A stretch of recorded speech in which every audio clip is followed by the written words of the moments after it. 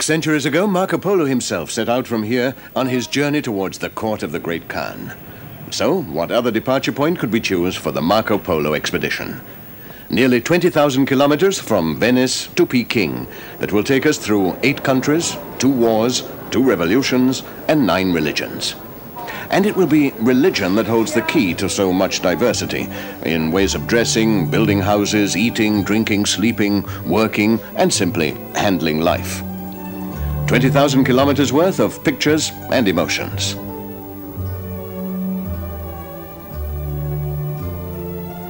Here we all are, men and vehicles. 3 Fiat Panda 4x4s and an Iveco PM40 4x4 truck with Beppe Tenti, Cavalieri, Franchino, Giraudo, Mezzanzanica, Savella, and Renato Moro, who will be leaving us at a certain point along the route to join a team of 6 mountaineers to climb the 8,000-meter Shisha Pangma in Tibet. We have just left the Ligabue Research Center in Venice that sponsored this adventure, and now we're really ready for the off.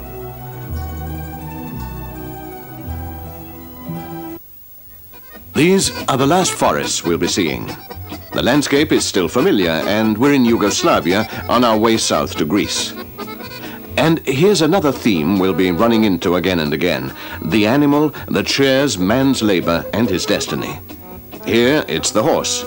Later on we'll insert the camel, the donkey, the goat, and the yak.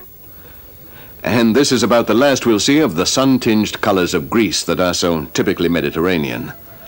The gold leaf and decorations of this little church tell us a great deal about the religious faith of this country, where 90% of the population is practicing Greek Orthodox. The storks prove that we are leaving the Mediterranean as they fly towards the Bosphorus that divides the soul of Turkey into east and west. And Turkey is full of the contrast deriving from this difficult marriage. St. Sophia in Istanbul, first church, then mosque, now museum. It's a good example of tolerance of Turkish-style Islam, always conciliating, even though the Turks do consider themselves the only true Muslims.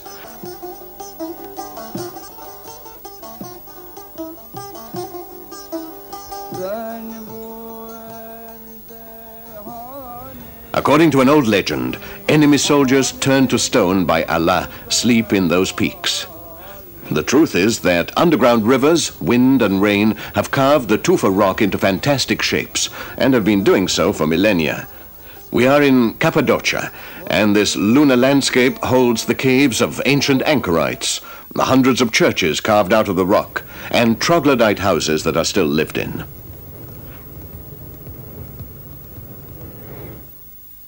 A full-scale hailstorm, and at last we're no longer breathing dust.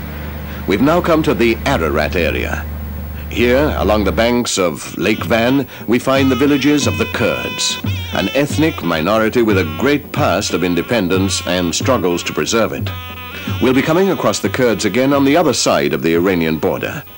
Theirs is a very primitive kind of nomadic pastoral life. And here we are at Dogbeyazit with the castle and mosque built by the Kurdish chieftain Ischok Pasha. This is the last fortress before the border. On our way, we never lose sight of Mount Ararat, capped by a ring of cloud that could easily be hiding Noah's Ark. And there are people who are still looking for the Ark up there. The road is getting much livelier now.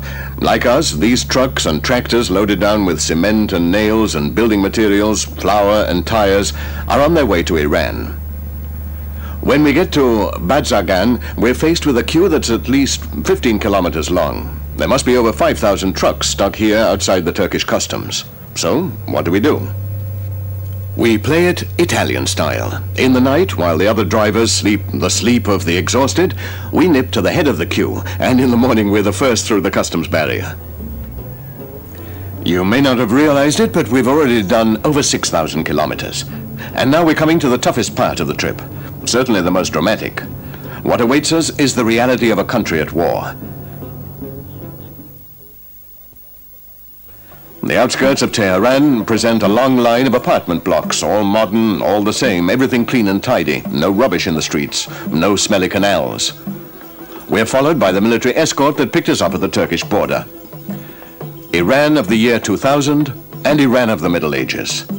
Once more, the chador hides the faces of the women. Khomeini's town is along our route. Here at the crossroads, we're stopped for yet another check. We've already come across 6 roadblocks along this road. War until victory, but at what a price. The Italian hospital in Quetta in Pakistan takes in fighters and civilians and hundreds of Afghan children mutilated by the mines strewn along the border. These are the victims of another war, a forgotten war that has cost over 300,000 lives in 7 years.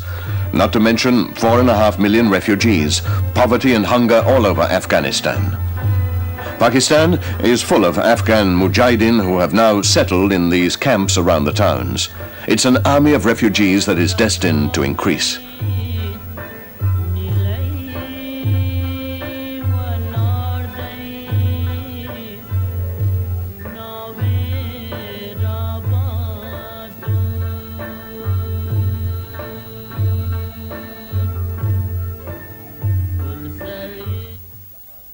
We're now crossing the desert of Baluchistan, the heart of the Afghan trade routes. For thousands of years, nomad caravans like these have crossed the desert to take their flocks to the summer grazing grounds in the mountains of the north. Nothing, not even the armies of the great conquerors of antiquity, had ever interrupted the rhythm of these nomads' lives. Things are different now. The Russo-Afghan War, battles forgotten in Iran and Pakistan, have changed everything. Soon, even the nomads will be forced to seek survival in refugee camps or in the shanty towns of the big cities. The Hamun, the salt lakes, make a break in the endless sand. We're right in the middle of the desert. And at last, the Fiat Pandas can have some fun.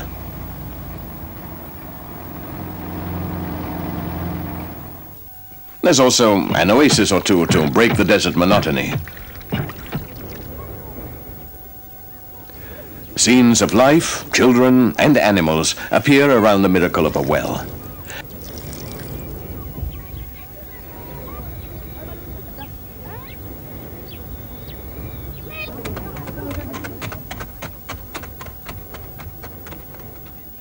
And we're in for a surprise or two as well. This lively body shop produces the most fantastic options for Pakistan trucks. They make our super elegant Pandas look quite drab. This is a real festival of creativity, one of the most intriguing scenes we've come across so far.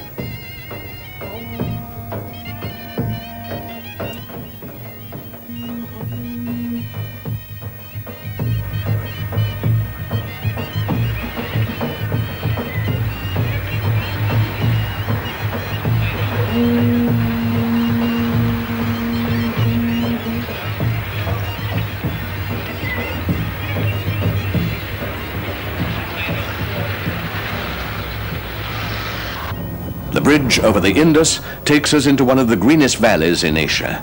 Here, in the Pakistan Punjab, one of the world's most extensive and up-to-date irrigation systems has brought millions of acres under cultivation. To some extent, the tractor is taking over from the horse and the ox. The crowd in the Lahore Bazaar is a preview of what we shall see in the cities of India and Nepal. We're a long way from the scattered inhabitants of the desert. The center of Pakistan's history and cultural life, Lahore has more to show of the Mughal Empire than any other city in Pakistan, with its palaces, mosques, and enchanting Shalimar gardens.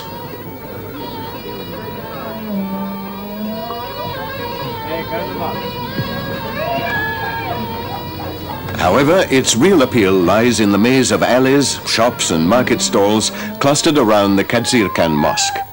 Here we pick up two constant threads of our journey: carpets and religion.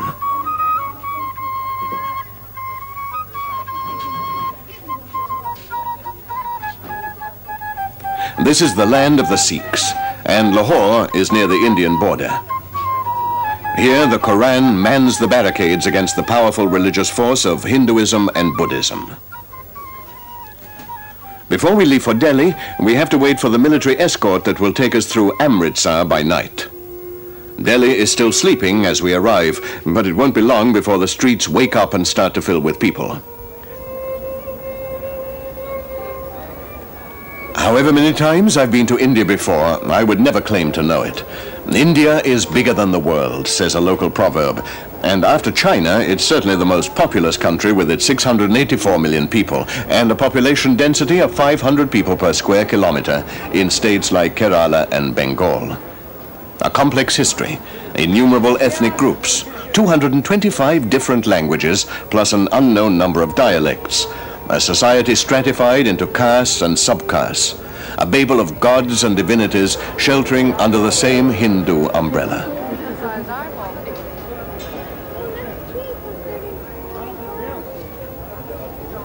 All these factors make the Indian subcontinent very difficult for a Westerner to understand.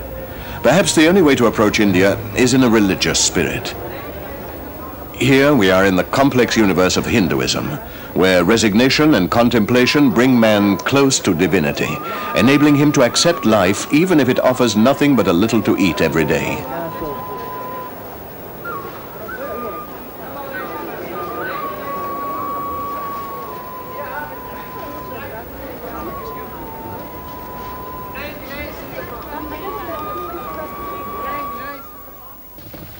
A life of extreme poverty, even outside the big cities, in the countryside where farming is primitive, and the modern agricultural systems we saw in the Punjab seem light years away.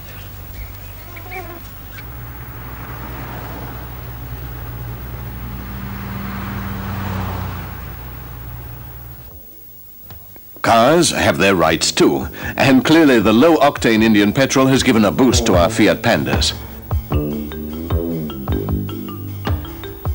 How's that for overtaking? We're on our way out of India, and the odometer shows 13,244 kilometers.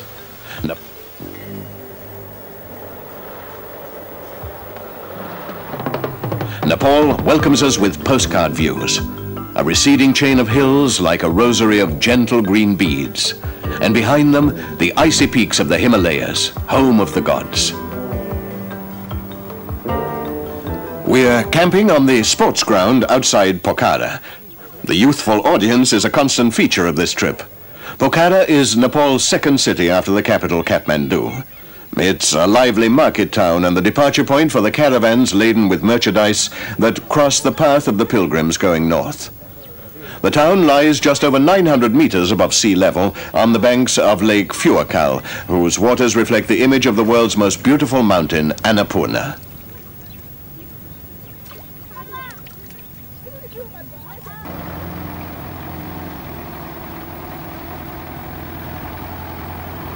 These are the eyes of Buddha, a warning to all who enter Kathmandu that nothing escapes the omniscience of God. But there is nothing fearful about that presence. Indeed, it provides a new instrument and new reasons for acceptance of life.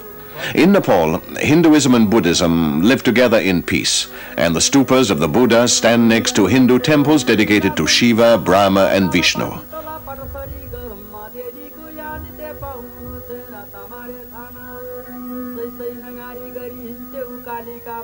Life and death are inextricably linked. The waters of the sacred river, Bagmati, that crosses Kathmandu, are used to wash clothes and hair and to purify the bodies of the dead before their cremation a few meters away from the river bank.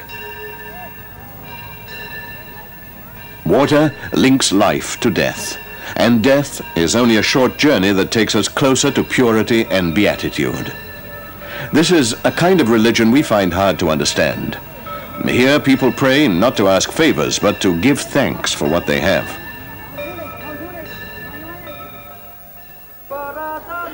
In the ancient palace of Basanpur, the Kumari, the living goddess, lives in seclusion until her first menstruation, when her place will be taken by another virgin child. Smiling Sherpas, Tibetan faces, Hindu girls, and a great many Westerners. Kathmandu is a theater where the sacred drama of life is staged every day. On the road again, this time for Tibet. As the valley slowly narrows, we see Pamir in the distance, the roof of the world.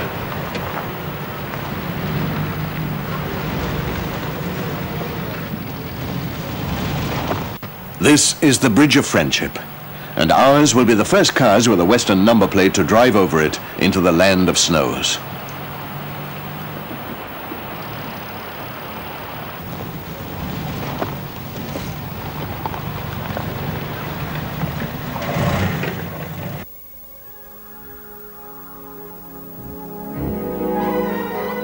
This is a picture of the Shishapangma base camp. Renato Moro and a group of 6 climbers, Bianchi, De Marchi, Enzio, Forno, Girode, Verin, are getting ready to scale the 8,013-meter Tibetan mountain. We are on the roof of the world, a 2,000 square meter plain 5,000 meters above sea level. An icy wind that can smash rock. A dusty, lunar landscape. This is the kingdom of the nomad shepherds with their yaks and their Tibetan terriers.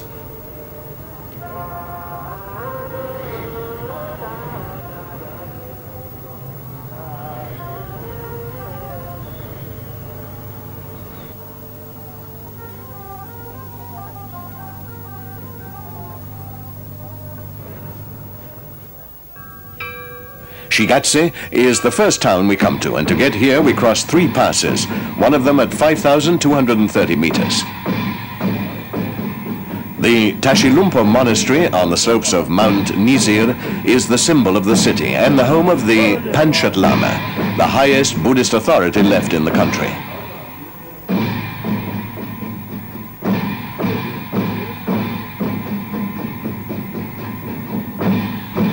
Governed since the 16th century by the politico-religious authority of the Dalai Lama, Tibet was annexed by China in 1959. Today, the last Dalai Lama lives in exile in India, and Tibet has become an autonomous province of the People's Republic of China. For 1,000 years, Buddhism has been the dominant religion.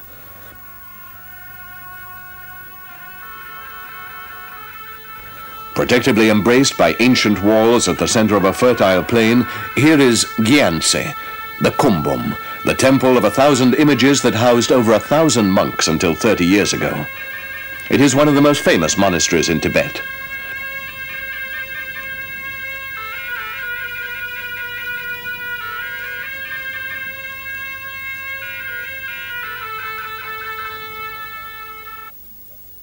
Now, only a 4,800-meter hill and the great Yampo Lake separate us from Lhasa. Lhasa, throne of God, city of the sun. The capital of Tibet welcomes us with its crowded market in the heart of the old city. Stalls circle the Yohang Temple, and like every bazaar in the world, the one in Lhasa is a festival of color and movement and smells. Vegetables and rugs, rancid butter in leather containers, piles of old jewelry and religious symbols.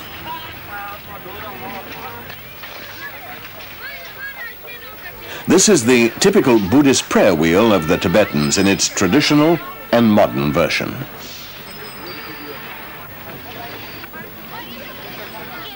Look closely, and you'll see that the people always walk clockwise. This too is a way of praying.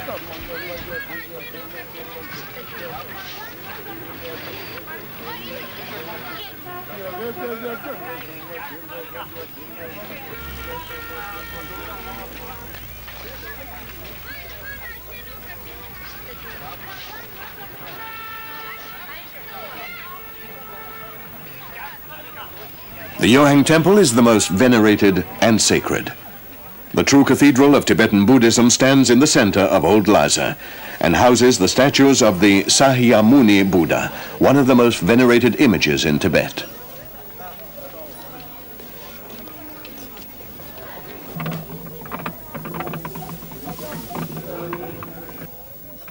And the Potala? Here it is. This fortress sanctuary on the Lhasa mountain is the symbol of a Tibet that may not exist anymore. Very little remains of the ancient empire of the Dalai Lama, who lived here with his monks and his soldiers.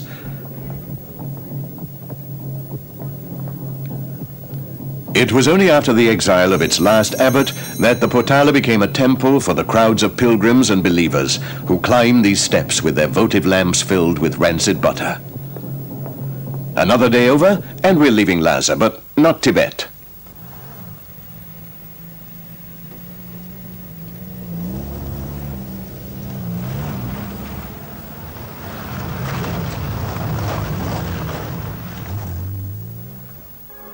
This is Kailas, the sacred mountain of Tibet, the holiest hill on earth.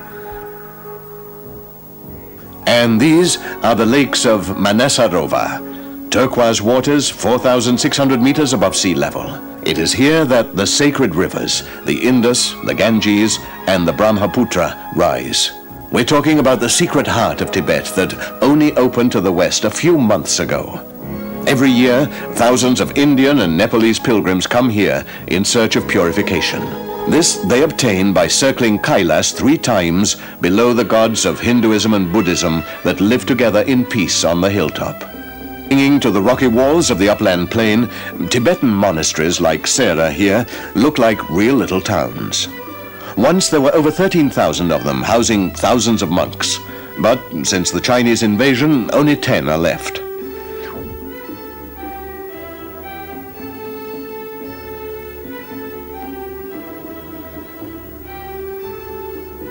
This is all that's left of the Dani monastery, destroyed during the Chinese Cultural Revolution. Ganden, like Sera, was built by Tsongkhapa, founder of the Yellow Hat Order, who is buried here. The Chinese government has only recently permitted freedom of religion and expression in Tibet. And slowly, religious fervor is reviving. Slowly, the monasteries are being repeopled, though they will never attain the dimensions of 20 years ago. Tibet became a theocracy in which church and social structures were one in 1600. Every Tibetan family dedicated at least one son to the religious life, which meant in practice that a fifth of the population lived in the monasteries. Even today, religion dominates every aspect of life. Buddhism was actually imported from Nepal 1,000 years ago and was grafted onto the original Boni religion, a form of primitive animism based on spirit worship. The symbol of Tibetan authority, both sacred and temporal, is the Dalai Lama, the ocean of wisdom, who represents the incarnation of one of the aspects of the Buddha, Buddha the Merciful. It's difficult for us to grasp the real sense of the Tibetan religion from these mechanical rites, the idols that crowd the altars, the sing-song prayers. Perhaps we see it less clearly in the gilded monasteries than in these tiny altars in the tents of the nomad shepherds. Tents made of strips of wool from the yaks that supply milk, wool for clothes and tents, dung for fuel, and leather for boats like this.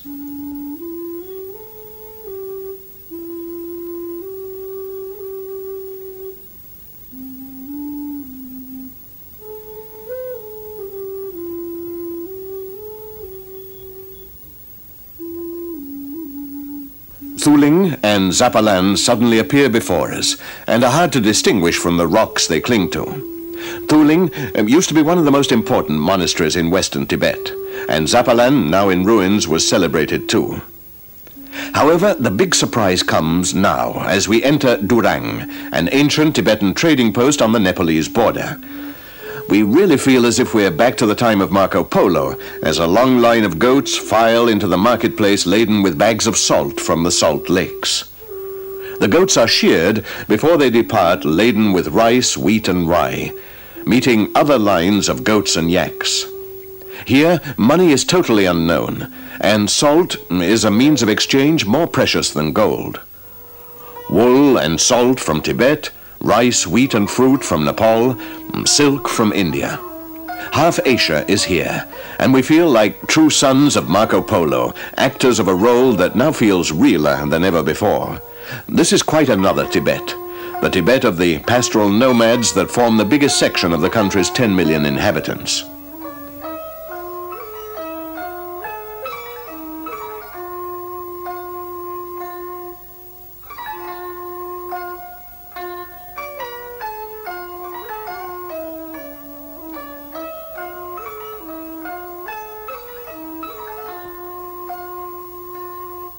Here, the Middle Ages survive. The shepherd is tied to the land just as the serf was tied to the glebe of his feudal lord. This is a harsh world, stupendous but oppressive. Each day a grueling test of man's resources that underlines his solitude. It is as if nature were reminding man that each day lived is a day conquered by the sweat of his brow.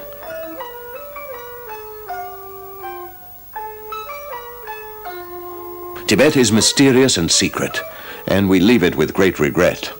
The trekking international journey is coming to an end. Today's leg is the last, across Qinghai and Canal to Peking. We're driving through the last foothills of the Tibetan uplands.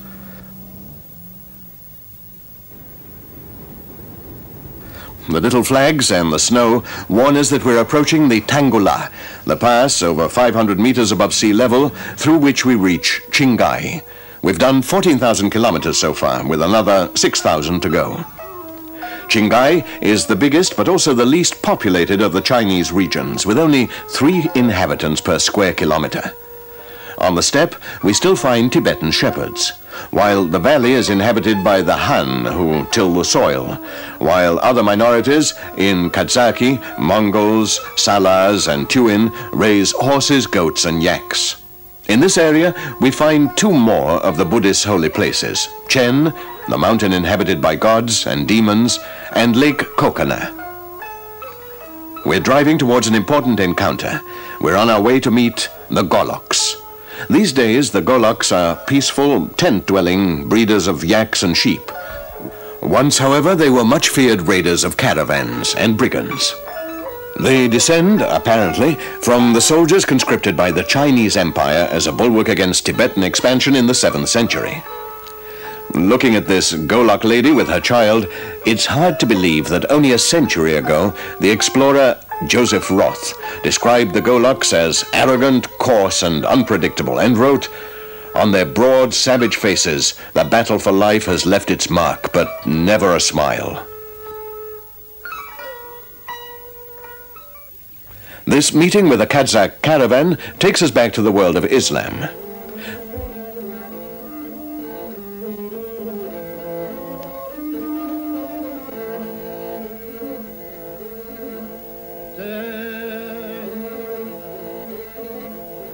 This is just about the end of the steppe, and here we are in fact back in the desert. We might be back in Iran or Pakistan, and apart from the old oasis, this will go on until Xin.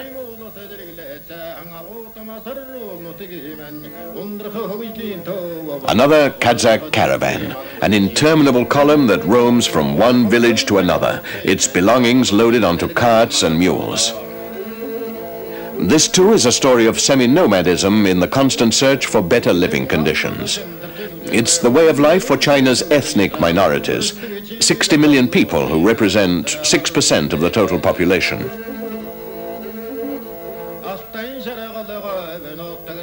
Then, only 30 kilometers away from Simin, the monastery of Taisu carries us right back into Tibet. The monastery was built in 1560 at the birthplace of Tsongkhapa, the founder of the Yellow Hat sect and the reformer of Tibetan Buddhism. The present Dalai Lama, now in exile, was also born in these parts. Taisu is a Buddhist island in the heart of China. Here we find all the symbols of Tibetan spirituality, the deep genuflection, the Lama, the litanies, and the mysticism. And the monastery still houses 200 monks, so it's a living temple, not a mausoleum of memories.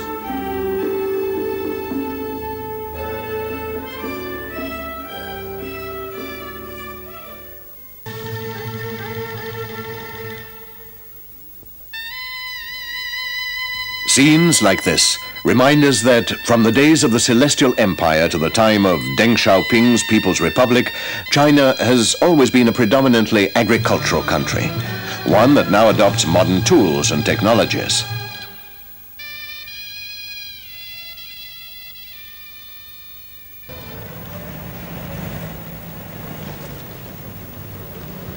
This is Marco Polo's bridge.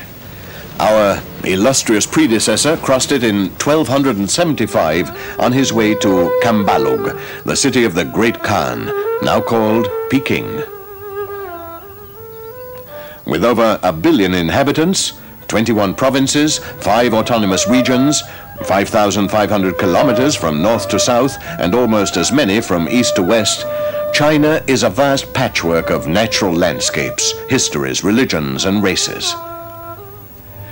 Yesterday's China, the forbidden city with its temples, gardens, pavilions, and canals, the splendid residence of the Chinese emperors until 1924. And it's the smile of Mao that welcomes us as we finally make our way into Tiananmen Square in the heart of Peking. Just look at all those bicycles and all those children. So, our journey is over. This has been a journey into the past, from the civilization of the 21st century to the cradle of the world. A journey that took us past the gilded churches of Orthodox Greece, the minarets of Muslim Turkey, Iran and Pakistan, the crowded pantheon of Hindu India, the golden temples of Nepal, and the spirituality of Tibetan Lamaism. A journey of special encounters with history, myth, war, and poverty, with the real life of 8 different countries. Thank you for keeping us company over the past 20,000 kilometers, and join us again on our next adventure.